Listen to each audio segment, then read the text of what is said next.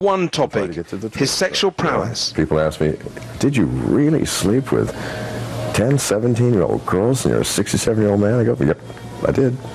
No sense in saying no. No sense in trying to dance around it. You have to tell the truth now. And this is where the House Republicans come in. Okay, so that's the story of John McAfee.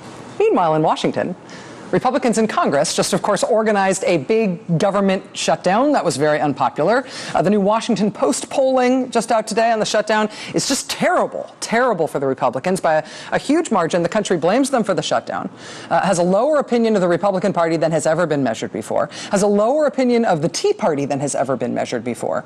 And when you ask Americans what they think of the government shutdown that they blame on Republicans, 80% of Americans think it was a terrible idea. A majority of Democrats say they hate it. A majority of independents say they hate it. A majority of Republicans say they hate it. Even a majority of people who identify with the Tea Party say they hate it.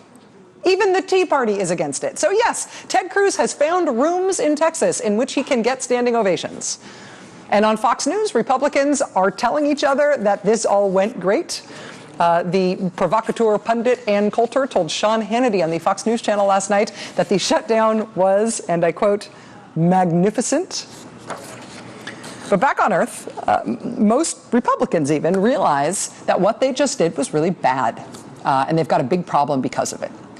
Judging from the plans the Republicans are making about what to do next in Washington, it seems like their idea is to try to retroactively refocus the shutdown on Obamacare after the fact. I mean, in reality, once they shut down the government and they were going to hit the debt ceiling, once the government was shut down, they kind of forgot it was all about Obamacare and they tried to make it about all sorts of things. They now want everybody to go back to thinking it was about Obamacare and to disliking Obamacare. They want to refocus on that. So this week, Republicans in the House are convening oversight hearings on the health reform rollout and the Obamacare website. And this is where the stories come together, because CNBC obtained emails today from the staff of that Republican-led oversight committee in the House.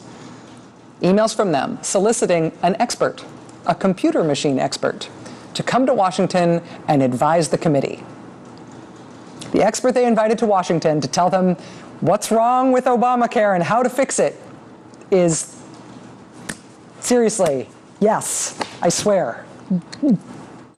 People ask me, did you really sleep with 10, 17-year-old girls and you're a 67-year-old man? I go, yep, I did. And the Republicans on the House Energy and Commerce Committee would like to talk to you about that, sir. You are their chosen expert.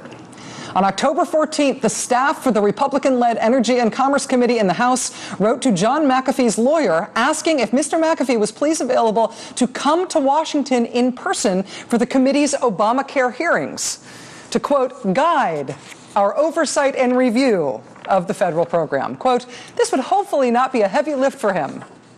What advice generally does he have? Ta-da! Mr. McAfee gleefully provided those emails to CNBC, also letting the network know that he'd be happy to come to Washington and help, but it has not yet worked out for him to make the trip to Washington. As Republicans try to salvage some kind of win from the ashes of the shutdown, as they try to discredit the whole Democratic Party based on how that party handled Obamacare. This is how Republicans would be handling Obamacare. Joining us now is Frank Rich. He's writer-at-large for New York Magazine. Mr. Rich, it is wonderful to have you here. Thank you for being here. Good to see you, as always. You have been writing about the theater of Obamacare and the theater of the attempted Obamacare